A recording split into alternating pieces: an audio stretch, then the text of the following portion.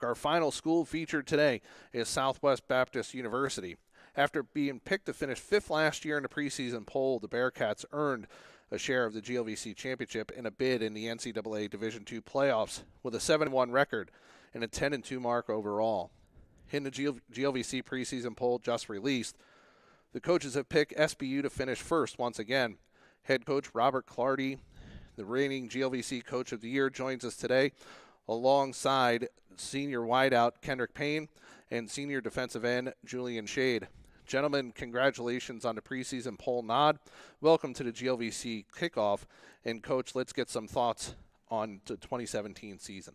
Yeah, first off, just want to thank the GLVC for this awesome event.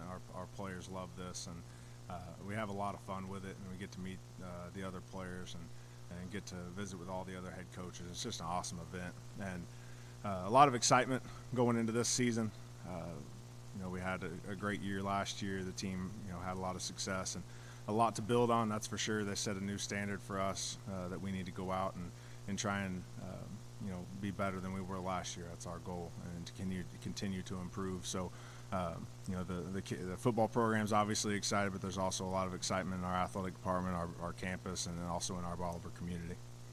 Coach, thank you. The Bearcats did a lot of things offensively last year that shattered school records and as well conference records.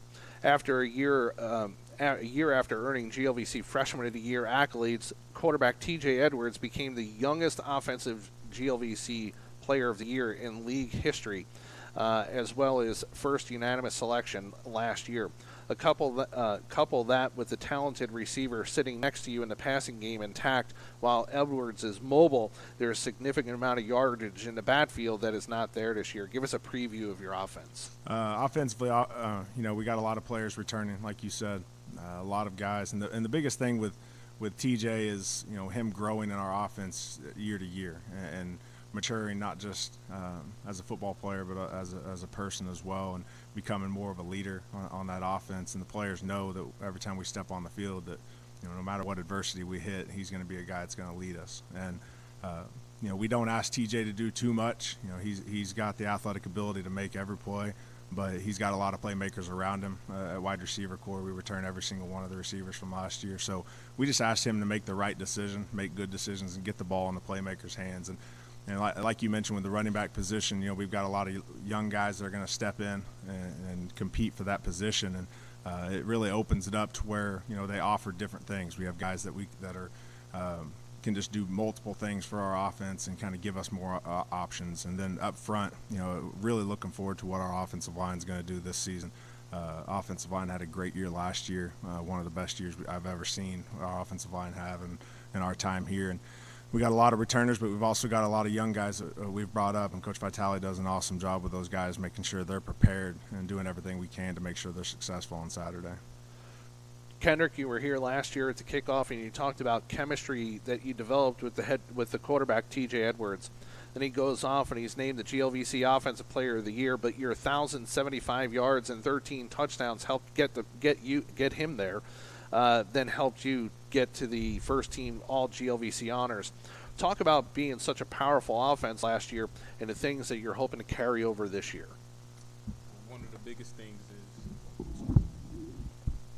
things is we're very unselfish. We don't think about ourselves when we're on the field. We do anything that we can to just win the game.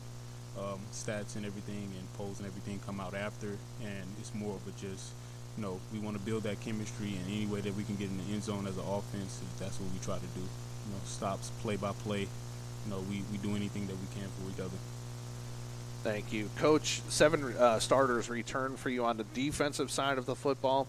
Talk about your defensive unit as a whole this year. Defensively, we had lost some production up front on the defensive line with some seniors, but we got some great guys that are stepping into that role, and Julian Shade's coming off his best season that he's had in his career, and along with some other defensive linemen, Victor Clavier.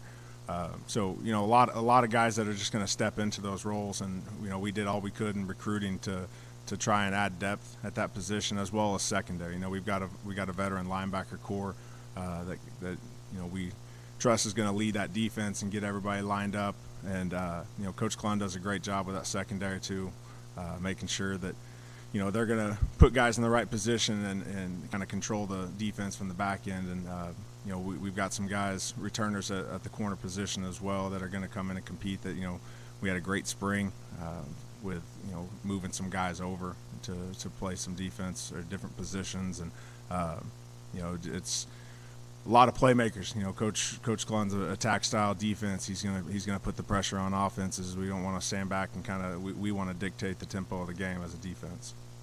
Julian, like Kendrick, you're one of the captains of this team, and you stuffed the stat sheet in several categories last year. Talk about leading the team to the GLVC title.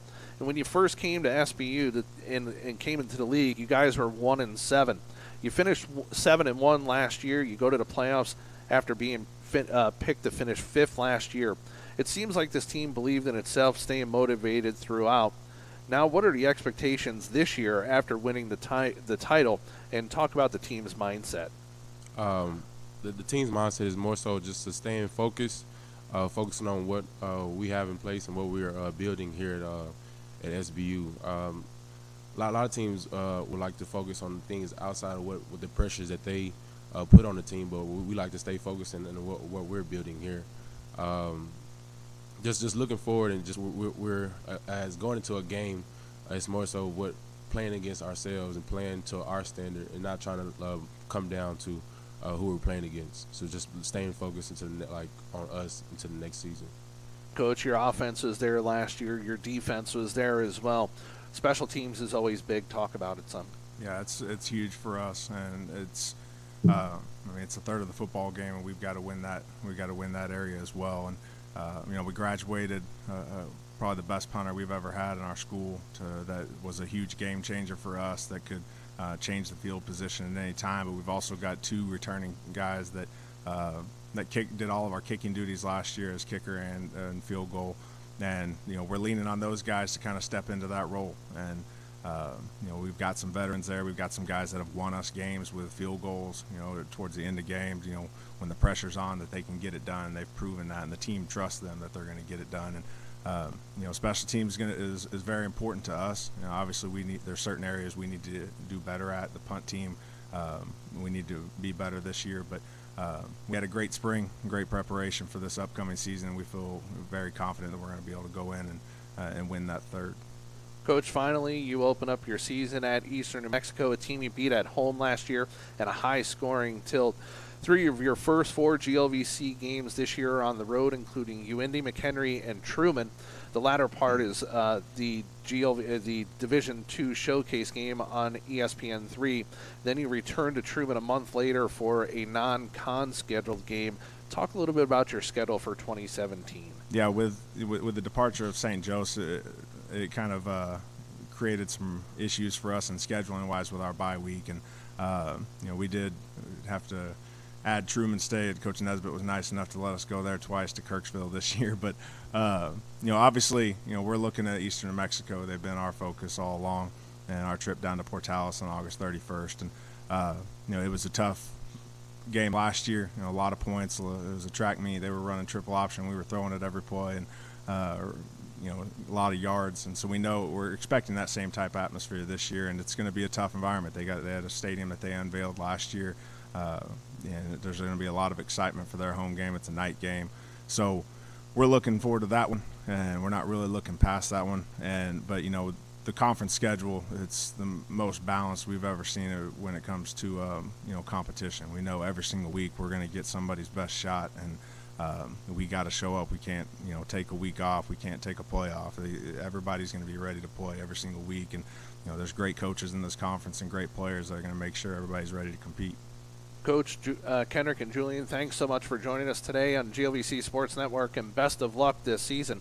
After this short break, we'll have a chance to sit down with the GLVC Commissioner, Jim Domamich, as we wrap up the coverage of the 2017 GLVC kickoff, powered by Sling Studio, here on the GLVC Sports Network, where champions are crowned.